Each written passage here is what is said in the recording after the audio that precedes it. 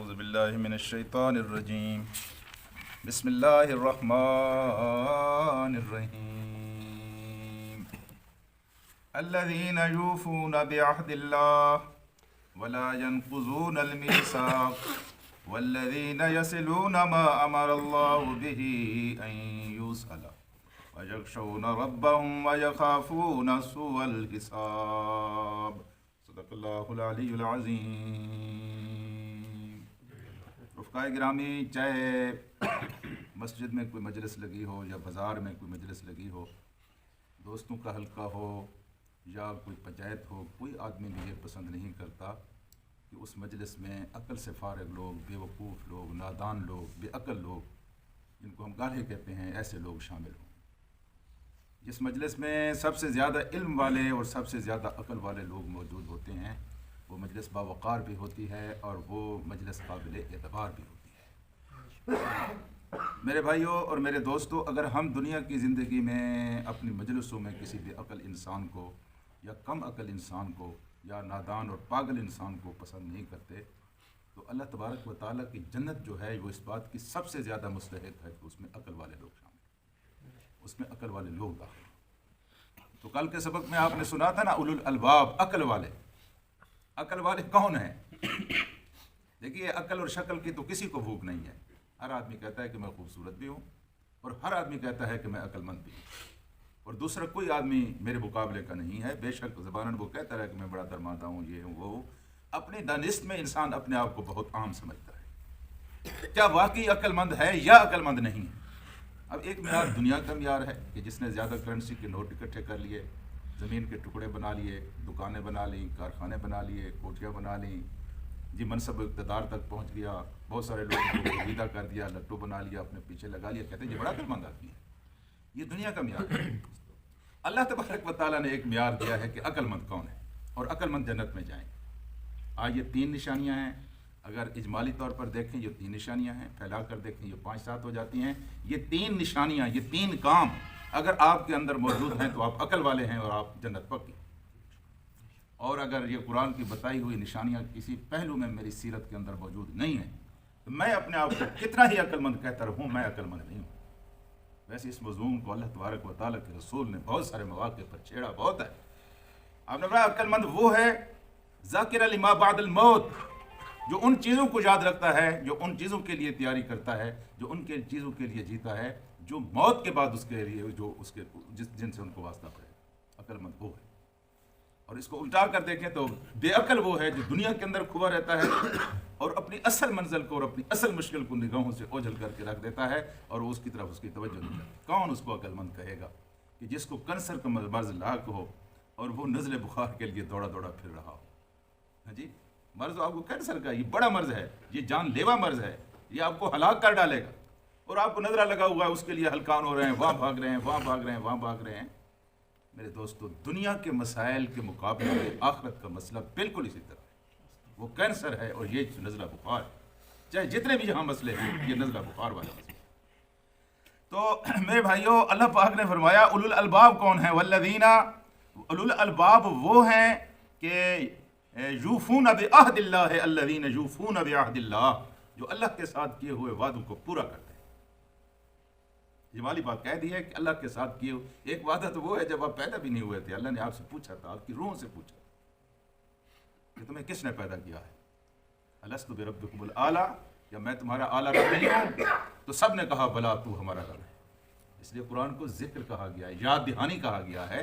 یاد دہانی کہاں ہوتی ہے؟ یاد دہانی ہوتی ہے کہ پہلے ایک بات آپ سے میں کر چکا ہوں، بعد میں اس کو یاد دلاتا ہوں۔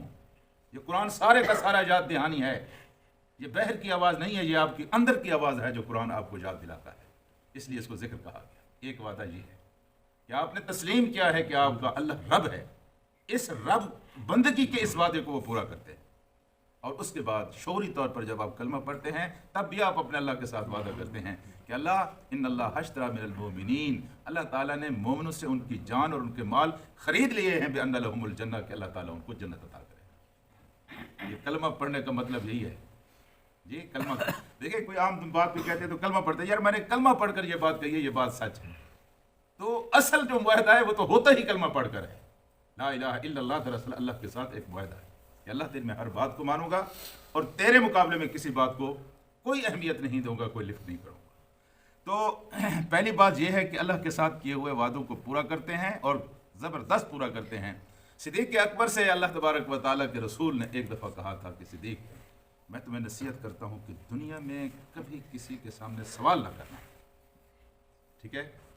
صدیق نے کہا یا رسول اللہ وعدہ، سوال نہیں کروں گا۔ یہ اللہ کے رسول کے ساتھ وعدے کی ایک میں مثال عرض کرتا ہوں۔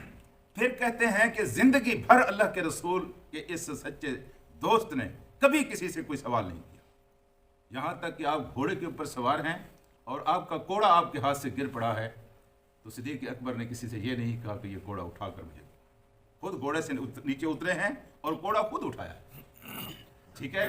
اور جب آپ خلیفے بنے تو لوگوں نے کہا کہ اب کیا کرو گے؟ اب تو بہت سارے دنیا کے معاملات ہیں اور آپ کے چلانے ہیں، تو آپ نے فرمایا میں انشاءاللہ اس عہد پر پورا اتر کر دکھاؤں گا، اور پھر انہوں نے اس عہد پر پورا اتر کر دکھایا۔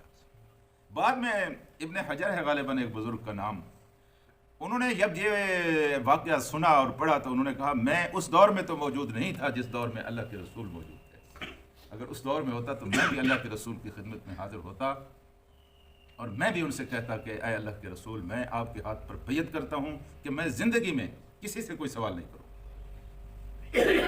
لیکن چونکہ اللہ کے رسول نہیں ہے اور وہ دور بھی نہیں ہے، چلو اللہ کے رسول موجود نہیں ہے، اللہ تو ہے نا، اے اللہ میں تیرے ساتھ وعدہ کرتا ہوں میں زندگی میں کسی کے سامنے کوئی سوال نہیں کروں۔ اور پھر انہوں نے اس عہد کو پورا کیا، اور ایک واقعہ ان کا بڑا حیران کن اور بڑا عجیب واقعہ ہے جو لکھا گیا ہے اور غالباً سچا واقعہ ہے، بعد میں اس کے اوپر تنقید بھی کچھ لوگوں نے بہت کی ہے۔ وہ ہے کہ وہ ایک سفر پر روانہ ہوئے اور قافلے کے ساتھ وہ اس لیے نہیں چلے کہ قافلے کے ساتھ میں چلوں گا تو بہت ساری ضرورتیں اور حاجتیں ہیں، مجھے کسی سے سوال کرنا پڑے گا، اور سوال میں کروں گا تو اس عہد کی خلاف ورزی ہو جائے گی۔ چنانچہ وہ قافلے کے بغیر چل پڑے، جانا تھا انہوں نے ایک منزل میں، یہاں تک کہ چلتے ہوئے وہ ایک کنویں میں گر گئے۔ یہ جماعت کو چھوڑ کر اور قافلے کو چھوڑ کر بالعموم انجام یہی ہوتا ہے، ایک کنویں میں گر گئے۔ بعد میں وہ گرے تو گرے پڑے رہے یہاں تک کہ ایک قافلہ آیا اور انہوں نے اپنی دانست میں یہی سمجھا کہ یہ کنواں ہے اور ویران کنواں ہے، اگر ہم نے اس کو بند نہ کیا تو یہ کنواں کسی کی جان لے لے گا، تو سب نے یہی فیصلہ کیا کہ اس کنویں کو بند کر دیا جائے۔ چنانچہ انہوں نے کوئی پھٹے وٹے لیے اور جو چیز بھی ان کے پاس تھی وہ انہوں نے اس کو اکٹھا کیا اور جمع کیا، اور اس کنویں کے اوپر انہوں نے اس کو رکھنا شروع کر دیا اور اس کو بند کرنا شروع کر دیا۔ اب یہ حضرت صاحب نیچے بیٹھے ہوئے ہیں، اب ان کو پتہ ہے کہ پہلے تو میں کنویں میں گرا ہوا تھا، کوئی دیکھے گا اٹھا لے گا، سوال نہیں کرنا پڑے گا۔ اب یہ جب پتہ چلا کہ یہ تو کنواں بند کر رہے ہیں اور کنواں بند ہو گیا تو اس کا مطلب یہ ہے کہ لازماً میں مر جاؤں گا، ہلاک ہو جاؤں گا۔ اب دو سوال ہیں کہ میں اپنی زندگی بچانے کے لیے سوال کروں، اپنے وعدے کو توڑ دوں، یا میں خدا پر توکل کروں اور چپ چاپ بیٹھا رہوں۔ تو انہوں نے دوسرا راستہ اختیار کیا، یہاں تک کہ انہوں نے ایک پھٹا وہ پھٹے کے اوپر مٹی رکھی، زمین کے برابر کر دیا۔ اب یہ اس کنویں کے اندر بیٹھے ہوئے ہیں اور موت کا انتظار کر رہے ہیں۔ اب کون آئے گا اس کنویں میں؟ کسی کو خبر بھی نہیں ہے کہ یہاں کوئی انسان موجود ہے۔ کہتے یہ ہیں کہ وہاں جب وہ کنواں بند ہو گیا تو بعد میں ایک غیبی ہاتھ آیا اور اس غیبی ہاتھ نے ان کا ہاتھ پکڑا اور ان کو وہاں سے اٹھا لیا، اور یہ کہہ کر اٹھا لیا کہ آپ نے جس ذات پر بھروسہ کیا تھا اس ذات نے آپ کو اس کنویں سے نکالنے کا اہتمام کیا۔ لیکن ابن جوزی نے اس کے اوپر بڑی سخت تنقید کی ہے، یہ بہت بڑے بزرگ، انہوں نے کہا قطعاً اسلام اور اس کی اجازت نہیں دیتا کہ عالم اسباب میں رہ کر آپ اسباب کو منقطع کر دیں اور آپ موت کا انتظار کریں، یہ ایسا نہیں کرنا چاہیے۔ انہوں نے کہا ان کے ساتھ تو پھر اللہ تبارک و تعالیٰ نے دیکھیں نصرت و مدد کا مظاہرہ ہوا ہے، آپ اس کا انکار کرتے ہیں۔ انہوں نے کہا کبھی کبھی اللہ تبارک و تعالیٰ ایسے تھوڑے سے کم علم والے فیصلوں کے اوپر بھی جب انسان توکل کرتا ہے تو اپنی مدد کر دیتا ہے، چونکہ بہت زیادہ ویسے یہ مناسب، یہ عقل والوں کا کام نہیں ہے، یہ عقل مندوں کا کام نہیں ہے۔ انہوں نے کہا عقل مندوں کا کام یہ ہے کہ عالم اسباب میں آپ رہتے ہیں، عالم اسباب میں اسباب کو آپ استعمال کریں، آپ کو اس بات کی اجازت ہے۔ تو دونوں پہلو آپ کے سامنے آ گئے۔